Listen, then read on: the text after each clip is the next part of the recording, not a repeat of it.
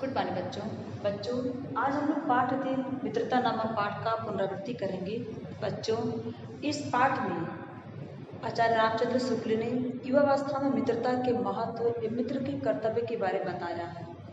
इस पाठ में यानी कि मित्रता नामक पाठ में आचार्य रामचंद्र शुक्ल जो कि इसके लेखक हैं, उन्होंने ये बताया है कि किस तरह से हमें मित्र का चुनाव करना चाहिए और मित्र का चुनाव करते समय किन किन बातों का ध्यान देना चाहिए, इस पर भी उन्होंने इस पाठ में बताया है।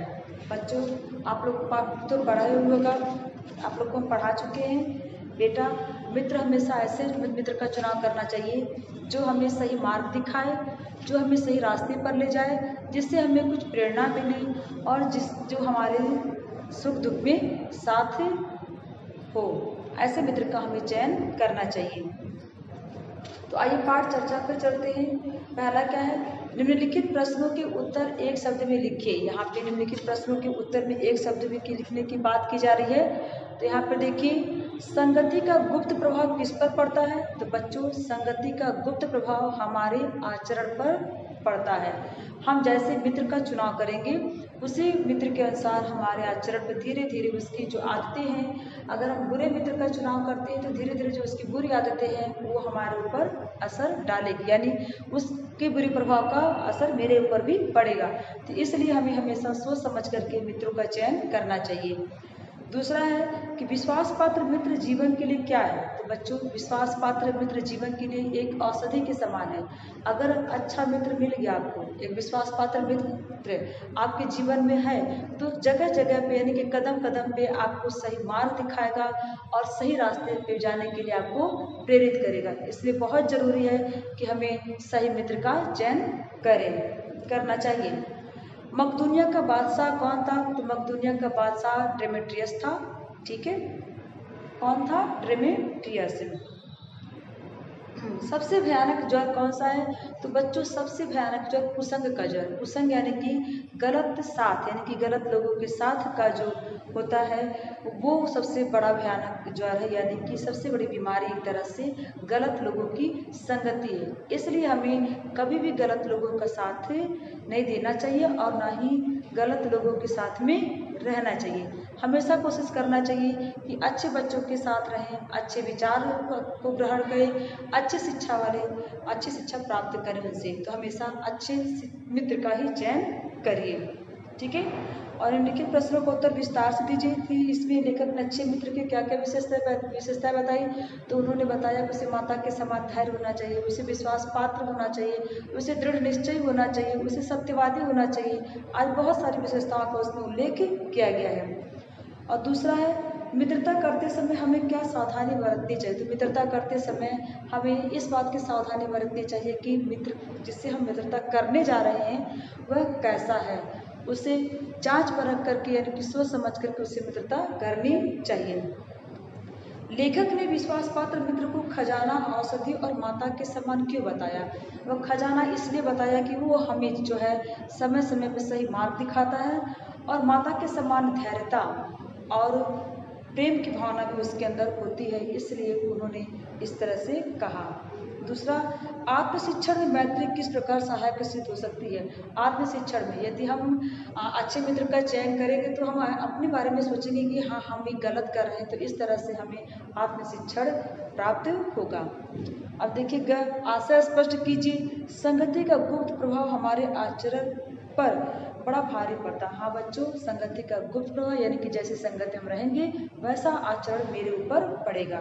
दूसरा, युवा पुरुष प्रायः विवेक से कम काम लेते हैं। हाँ, ये भी सत्य है बच्चों कि जो युवक होते हैं, जो युवा होते हैं, उनके अंदर जल्दी काम करने का, ज़्यादा पाने की चाह होती है, सोचते कम हैं और करते ज़्यादा हैं। तो इसलिए उनके अंदर विवेक कम होता है। वो किसी की चमक धमक को देख करके किसी से मित्रता कर लेते हैं, ना कि उसके गुणों पे जा करके मित्रता करते हैं। तो आपको इस बात का ध्यान देना चाहिए कि आप लोगों के चमक धमक को देख करके नहीं, उसके गुणों को देख करके उससे मित्रता कायम कीजिए।